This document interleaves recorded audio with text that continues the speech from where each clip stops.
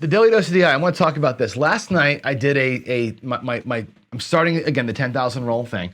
I went live last night, which was terrible because my cameras quit halfway through. So it became, like I said, it was audio only for the most part.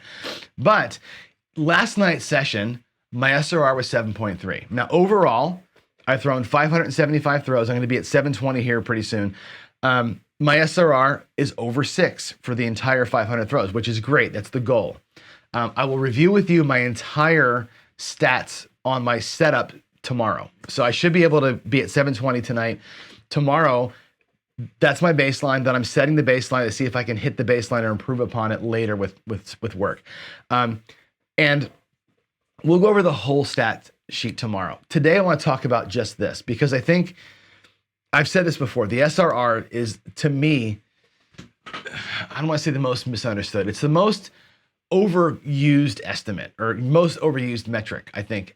Sevens to rolls ratio is what it stands for if you don't know.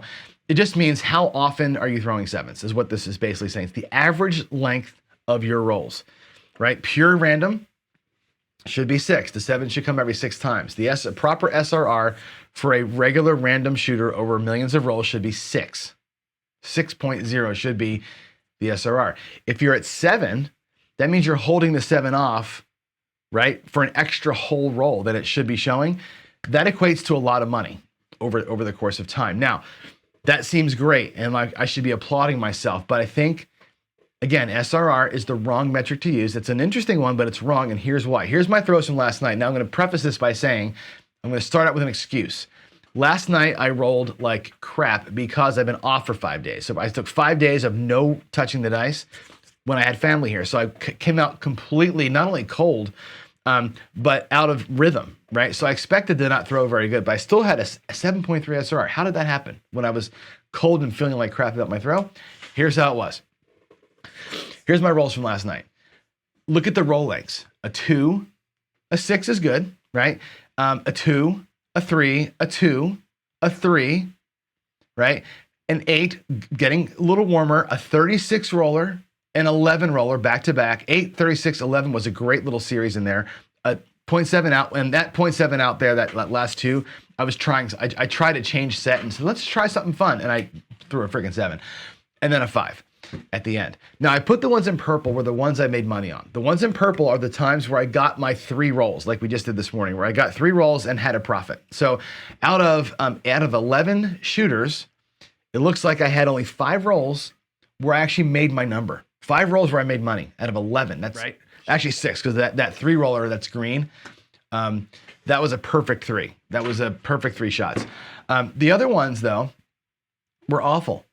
So an SRR of 7 is an average roll length, okay? If I have an SRR of 7, I should make money all the time. But look at 1, 2, 3, 4, 5, 6 rolls where I basically made no money and even lost money. All those 2s and 3s are losses of, in my case, 320 across. I would have lost 320 on every single one of those rolls, right? My SRR is fantastic. I could write a book about how great of a shooter I am with an SRR of 7 point, whatever the hell it was, 7.2. But in reality, that SRR did not equate to making money because look at all the times I lost. Now, the 36 roller, by the way, I hit the tall, the small, of course, the all. I had 2, the 8 and the 9 both hit the repeater bet. I hit like 7 8s and 5 9s or 6 9s or whatever it was, right? That was a money-making roll, that 36. But look, it was 1, 2, 3, 4, 5, 6, 7, 8 shooters in is when that roll happened, right? I would have lost 320 4 times on the way to that roll. I might have been out of the casino.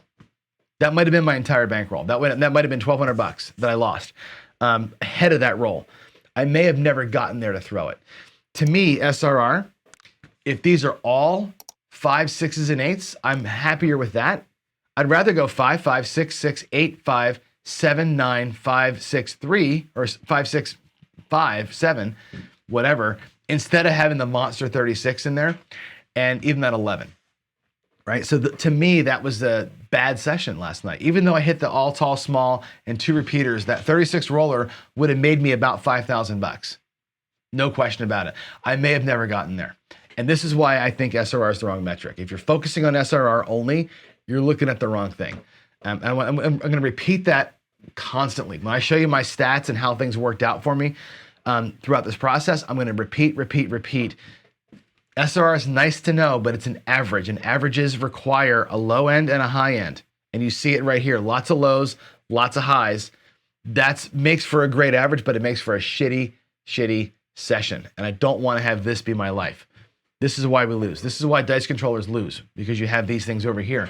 By focusing too much on SRR, we got to focus on actual actionable roll lengths. And that's what I'm going for here. So the 10,000 roll challenge is on.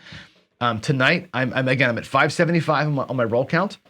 Right now, I should get that to 720 by tonight or tomorrow night. I should be at about that number. When I'm at 720, that's going to set my baseline. Then we're going to know that's my target. My target SRR was 6.9 or whatever it's going to be. My roll counts, my roll lengths, my averages, my means. I'll have all that stuff published for you this week.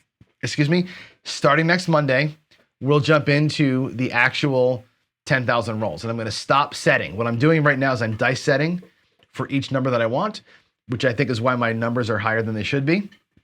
I'm going to go with the same set starting next week.